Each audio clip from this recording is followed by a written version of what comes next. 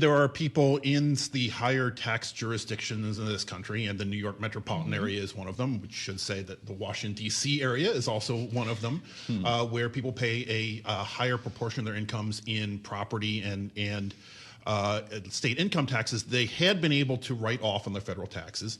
Trump's Tax Cuts and Jobs Act of 2017 took away that deduction, or at least capped it at $10,000, made it really unfeasible for most people to claim it. Most people then took the standard deduction. This was a thorn in Democrats' side because who lives in New York and Washington? Mostly Democrats. But when Trump was campaigning, he went to Long Island, where there's maybe a little bit more of a reddish tint than the city, and this is an issue there as well. He promised to do something on it. We'll see how this all comes into the mix, because he also promised no tax on tips, no taxes on Social Security benefits, no taxes on overtime. There's a lot that he wants to do in addition to extending the tax cuts of 2017. That's for sure. Stephen Moore, talking to Bloomberg about this idea, by the way, said they're opposed to an unlimited deduction, which, as Kayleigh mentions, is kind of the news here, because that would amount to, quote, the biggest tax cut for millionaires and billionaires ever, unquote. So did they just find the number that they think could pass?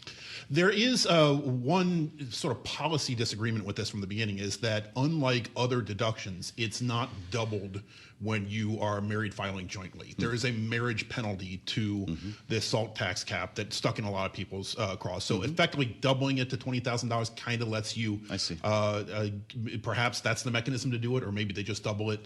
But that was one, I think, legitimate policy question around the whole SALT tax cap. But unlimited wouldn't have been palatable to a lot of states. I mean, look, when you talk to people at the higher end, now, you know, the fact is that a lot of people on the higher end structure their income in such a way they don't pay a whole lot of taxes anyway. And one thing that did benefit them was the SALT tax cap, but they had other ways of reducing their income as well.